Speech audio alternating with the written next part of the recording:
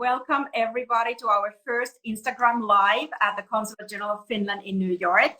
My name is Maria. I work here at the Consulate, and today I'm discussing with author Naomi Moriyama about her latest book, The Sisterhood of the Enchanted Forest. As I said, it's a wonderful... Naomi's experiences living in North Karelia in Finland, where she originally spent 6 months with her family. And after that 6 months, she's kept going back there all over again.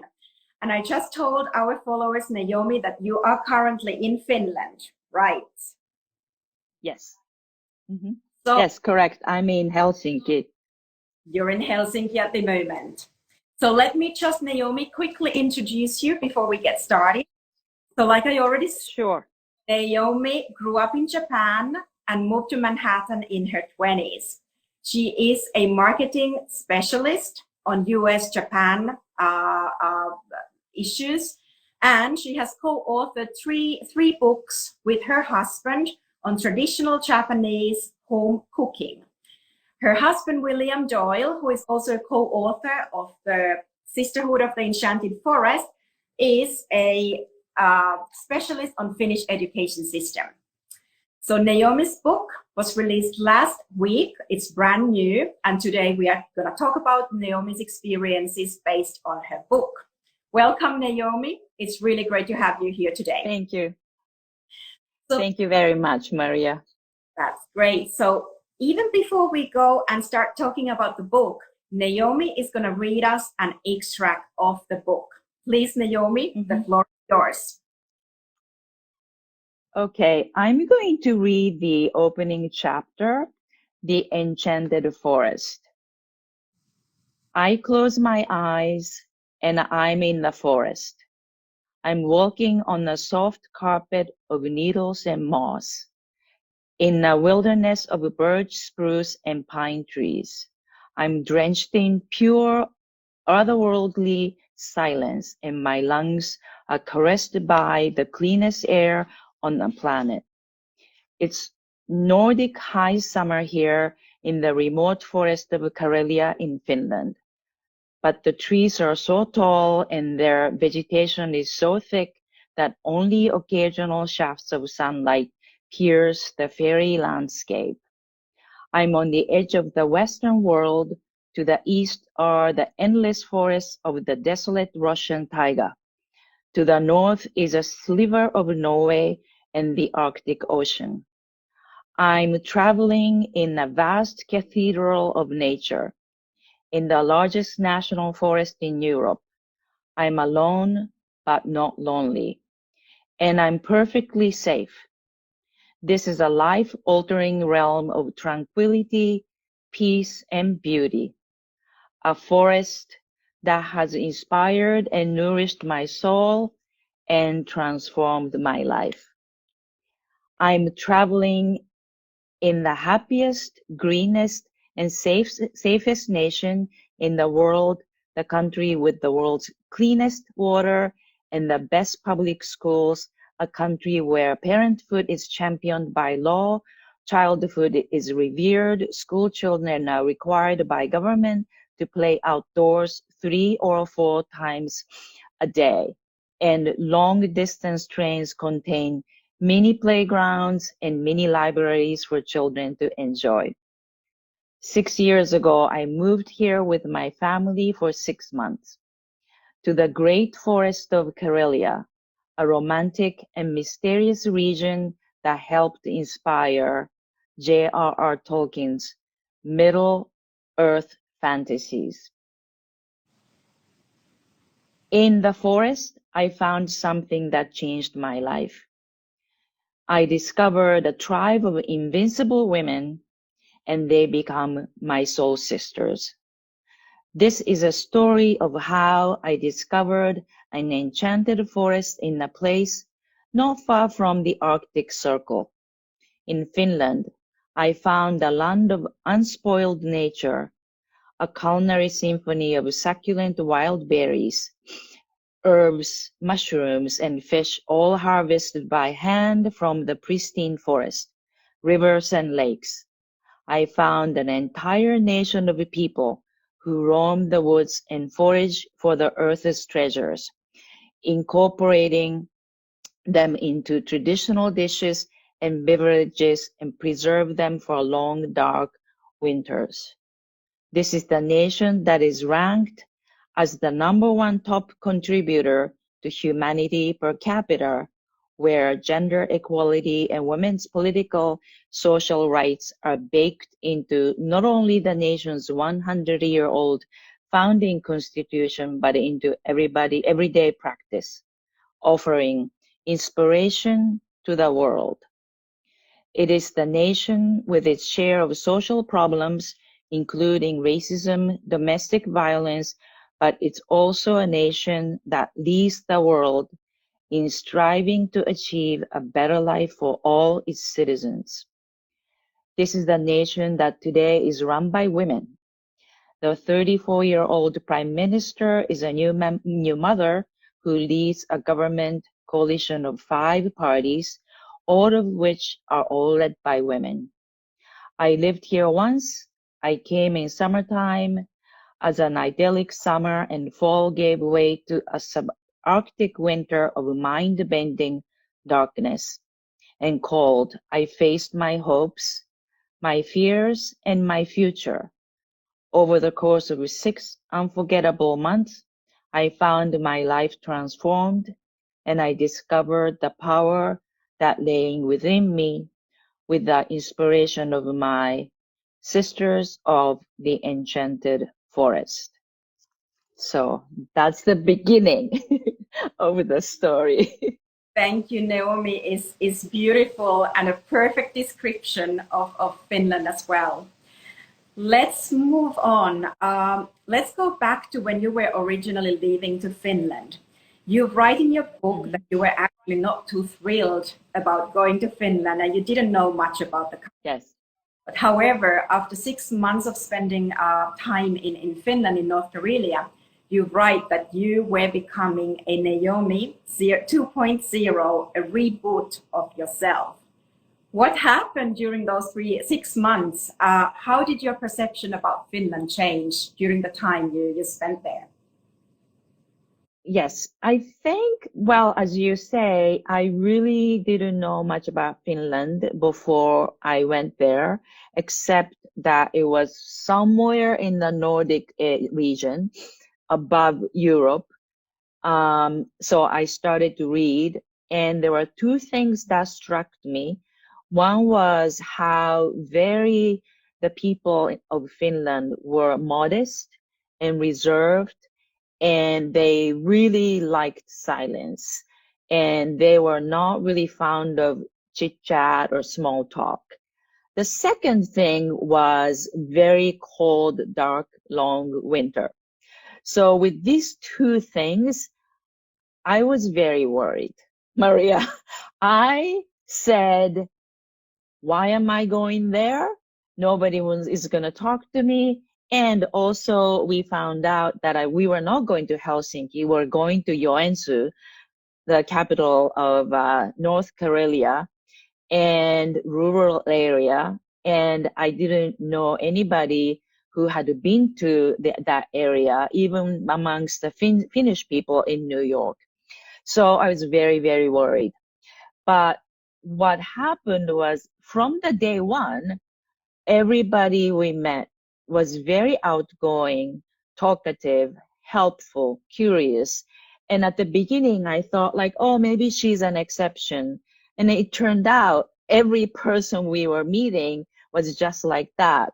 So even today, I wonder if it's some kind of conspiracy that people say like Finns are not talkative or whatever, but that was total opposite. I made wonderful friends. I learned a lot from them, and in the end really changed my perspective, not only Finland, but on the society and other things. Great, thank you. In your book, you talk a lot about the society and you mentioned the strong women many times. Strong Finnish women from the society to the women that you met in North Karelia.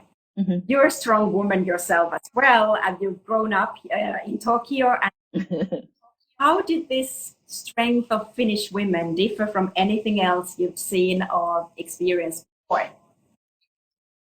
Mhm. So what that struck me, and the theme that kept coming, emerging again and again through talking to people in writing this book, was the partnership that women, especially women, mentioned between men and women. Instead of men versus women, they're not in competition. They're not trying to outrun each other. And for example, Rita Uosukainen, one of the most powerful lawmakers in Finnish history, said, well, the men are very clever. And I said, this was not something I was expecting to hear from a woman, quote unquote, strong women. And I said, what does that mean? And she explained, our men give big values to women because they know it's much easier, better for men to give space and possibilities to women. She said, together, men and women made the society a success. Men and women honor each other as partners. And a friend of mine who went to college, a person who went to college in the US and worked in New York many years, Anna, said, we're a small country, so we need to be pragmatic. We need all people to participate in democracy. These are not just two people who told me this. This is a recurring theme again and again and again that people say, we're in this together. We work together. We are partners. We're not at each other. So I think it's the idea of unity and cooperation. That's perfect. I guess that's exactly how it is for, with a small nation, you really Mm. work together, all of you. After your Mhm. months in Finland, you returned back to Manhattan with your family. Yes. What did you miss the most Mhm. from Finland? Well, I of course missed conversations and activities, especially nature-based activities like foraging in forests with my friends and discovering new things because in Finland I found every day was a new surprises, wonderful surprises like collecting sap from a birch tree in your own backyard. And I missed also gorgeous views from Ukko-Koli, Akka-Koli, that is the Koli National Park that's very close to many Finns, and also wonderful music and art came out. And I miss really the sense of immediacy and intensity of the Karelian forest and nature. So I really felt I missed the oneness, pure with the pure nature in Finland. That's great. You talk quite a lot about in your book, and you mentioned several times that Finland has been chosen as the happiest country in the world for several years in a row. Based on your own experiences, what do you think is the secret of happiness of Finnish people? Okay, so also, given the information that you have, like this not so talkative and dark long winter, and then having spent some time, and you say happiest nation, you kind of say, what do you mean by that? Like, is this happiness? And I think over time, what I realized was it's not like this, like partying, firecrackers going happy, but it's more authentic, genuine, and also something that the people of Finland have created since its independence in 1917. In only 105 years, very short period of time, Finland has built a society that strives to deliver equality and a good life to all its people, and everybody is getting it. Everybody is participating to create that society. And I think every day you sense that sense of security and care. And that is a profound sense of happiness that people experience. So it's the social structure that people created. The second thing is their relationship with the nature. It's very interdependent, I feel. It's not like one owns the other. It's just in one, and the forest has a very spiritual, practical, everything meaning. Forest is church and also supermarket. You get your food from it. And also to some people, many people in Finland, there are bank accounts because you have the trees and you have to really care for what you have. So it is having, I think, having the luxury in society and through the nature that one cannot buy with the money. It's not just one or two people, select people. It's a collective thing that this nation possess. You have really dived deep in Finnish, life and understood the core of it. I would love to continue talking with you, but I think our time is coming up. I have one final question for you. If any of our followers today would be thinking about, moving to Finland or staying there a little longer time, what would your advice him or be based on your own experiences in Finland? Okay. I think that to be very open-minded and not trust the books that I read or world reputation or cliches, and then come here. Everybody's extremely. Another thing is like, not only Finnish people are very direct, honest, incredibly smart, and if you ask something, you get very honest answer. And if you ask something to get done, it gets done. So there, I think it's a very incredibly easy society to live. I mean, look at me, like we're here, like I don't even know I'm in a foreign country actually. But I would recommend reading a history or culture, learning the language, which I need to do myself. So you appreciate more of what it has to offer. Thank you so much, Naomi. I would love to continue talking to you, but as I said, time's coming up. I want to thank you. I want to wish all the best to you and your book as well. Thank you. Please remind our readers where they can find the book. Where can they buy the book right now and read about your experiences in Finland? Okay, so any booksellers, stores, anywhere books are sold, online in physical stores. So please look for it.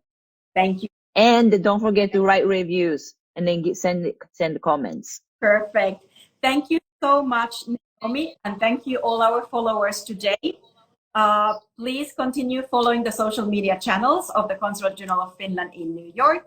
There you will find information about news related to Finland and also our coming events. Thank you so much.